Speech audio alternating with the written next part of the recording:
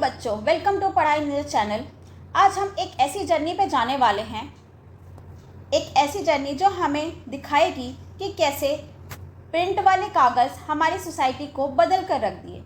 Literature से लेकर art तक, औरतों की आवाज़ों से लेकर गरीबों तक, ये कहानी है नए आइडियाज़ की।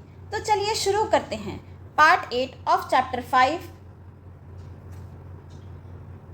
सबसे पहले अगर हम बात करें तो बात करेंगे the rise of novels and the new literary forms.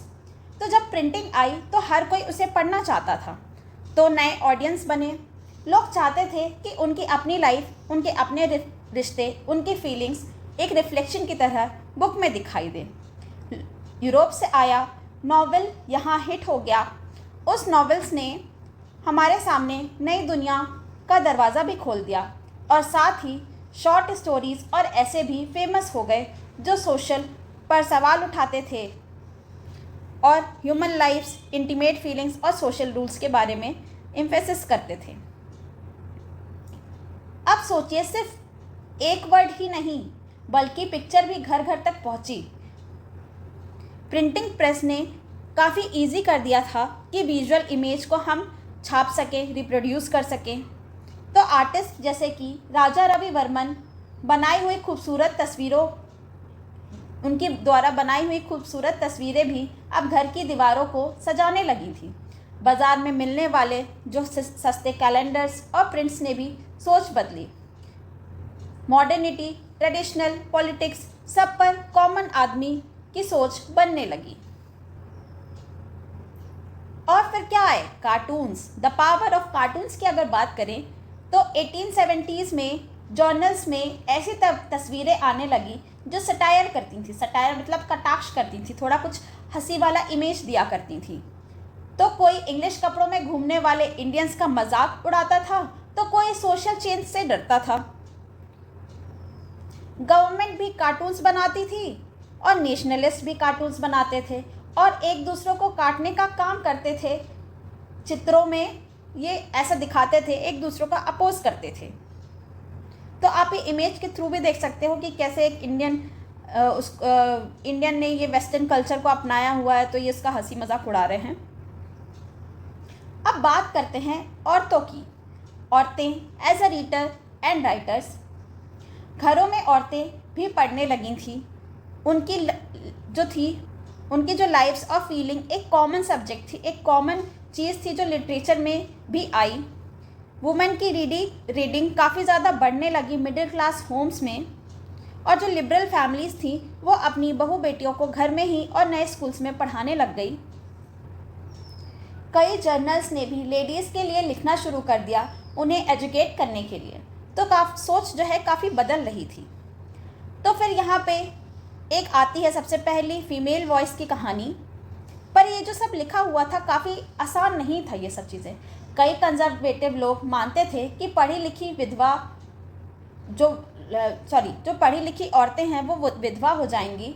पर कुछ औरतों ने इस रूल को तोड़ा और रिबेल बन गईं, जिनका एक नाम था, एक उर्दू महिला थी, एक मुस्लिम महिला थी, उनका नाम था राज सुंदरी देवी। ये राज सुंदरी देवी की इमेज है। ये एक यंग लेडी ने अपने किचन में ही छुप छुप के पढ़ना सीखा और फिर 1876 में उन्होंने अपनी ऑटोबायोग्राफी लिखी जिसका नाम था अमर ज़ुबान। इन्होंने ये एक हिस्ट्री बना दी थी क्योंकि ये फर्स्ट बंगाली ऑटोबायोग्राफी थी। अब हम देखेंगे कि क्या क्या इनजस्टिस हुआ जो विमेन राइट थी उसके बारे में। तो क्या हुआ कि जो औरतें थी उन्होंने खुद अपने बारे में ही लिखना शुरू कर दिया।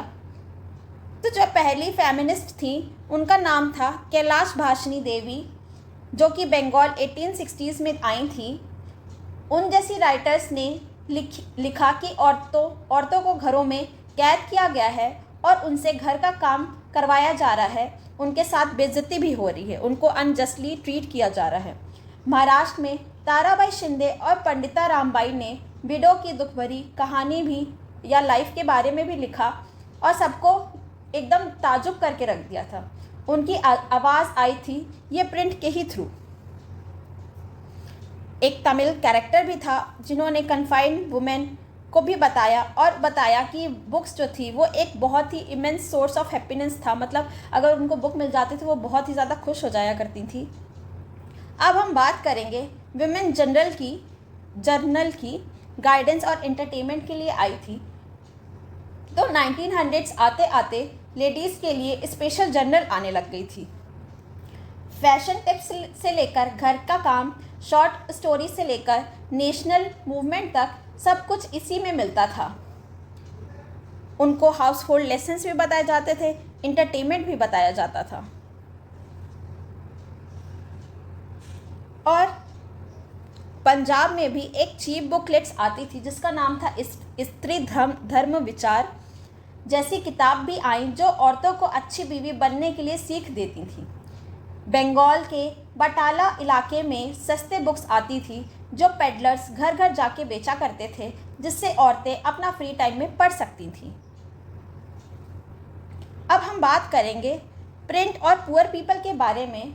तो सोचिए जो बहुत गरीब थे उन तक किताबें कैसे पहुंचती थी। तो 19वीं सेंचुरी में मद्रास के मार्केट में क्रॉस रोड पर छोटी छोटी ऐसी सस्ती दुकानें, छोटी छोटी और सस्ती किताबें बेची जाती थी। किसान या लेबरर्स मार्केट जाते थे और वहां रुककर बुक खरीद लिया करते थे। फिर अर्ली 20th सेंचुरी में पब्लिक लाइब्रेरीज बनी जहां लोकल वेल्दी लोग प्रेस्टीज के लिए लाइब्रेरी बनाते थे जिससे गरीबों को पढ़ने का मौका मिले। और फिर यहीं से आया बदलाव की आवाज़। प्रिंट ने वो हथियार दिया जिससे कास्ट डिस्क्रिमिनेशन जैसे मुद्दों पर भी सवाल उठाया। और फिर बात आई हमारे सोशल प्रोटेस्ट की। प्रिंट एक पावरफुल टूल बन गया था सोशल रिफॉर्म्स का और प्रोटेस्ट का। ज्योतिबा फुले एक जो महाराष्ट्रियन सोशल वर्कर थी, उन्होंने गुलामगिरी लिखकर कास्ट सिस्टम को चैलेंज भी किया। फिर बाद में हमारे डॉक्टर भीमराव अंबेडकर जी भी आते हैं और ईवी रामास्वामी पेरियर भी आते हैं। उन्होंने अपनी लिखावट से पूरे देश को हिलाकर ही रख दिया था। इनकी किताबें हर जगह लोग पढ़ने लगे थे। फिर आखिर में फैक्ट्रीज ने वर्कर्स जो दिन भर काम करके थक जाते थे, उन्होंने भी अपना एक्सपीरियंस को लिखना शुरू कर दिया। तो हमारी बात आती है वर्कर्स एंड प्रिंट की। तो क्या होता था, जो फैक्ट्री वर्कर्स थे उन पे क्या होता था, काफ़ी ज़्यादा ओवरवर्कड होते थे वो और अनएजुकेटेड भी होते थे, पर उन्होंने खुद से लिखना स्टार्ट कर दिया था। काशी बाबा एक कानपुर के मिल वर्कर थे जिन्होंने पब्लिश की थी छोटे और बड़े का सवाल 1938 में, जिसमें उन्होंने कास्ट और क्लास एक्सप्लॉयटेशन के बारे में लिखा था। सुदर्शन चक्र थे जो एक मिल वर्कर ही थे, उन्होंने बहुत सारी पोएम्स पब्लिश की जिसका नाम था सच्ची कविताएं। वर्कर्स जो बॉम्बे और बेंगलोर में थे, उन्होंने लाइब्रेरीज सेटअप की और ख़ुद को पढ़ाने के लिए, लिटरेसी को प्रमोट करने के लिए और नेशनलिस्ट मैसेज को स्प्रेड करने के लिए। तो बच्चों, यहाँ पे हमारा कंक्लूडिंग पार्ट आता है। तो आपने देखा क्या कि सिर्फ जो प्रिंट टेक्नोलॉजी थी वो टेक्नोलॉजी नहीं बल्कि एक सोशल रिवॉल्यूशन था। प्रिंट टेक्नोलॉजी ने न्यू लिटरेरी फॉर्म्स जैसे कि नॉवल, एसेज भी बनाए और विजुअल कल्चर भी लाया, जिससे किसका प्रिंट्स का, कार्टून्स का। इसने एजुकेशन को बढ़ाने के लिए काफ़ी इम्पॉर्टेंट रोल किया, स्पेशली इन वुमेन। ये एक पावरफुल वॉइस देता है जो भी मार्जिनलाइज्ड वुमेन थे, लोअर कास्ट के लोग थे और वर्कर्स के लिए। और ये एसेंशियल टूल बन गया सोशल रिफॉर्म का और पॉलिटिकल कमेंट्री का।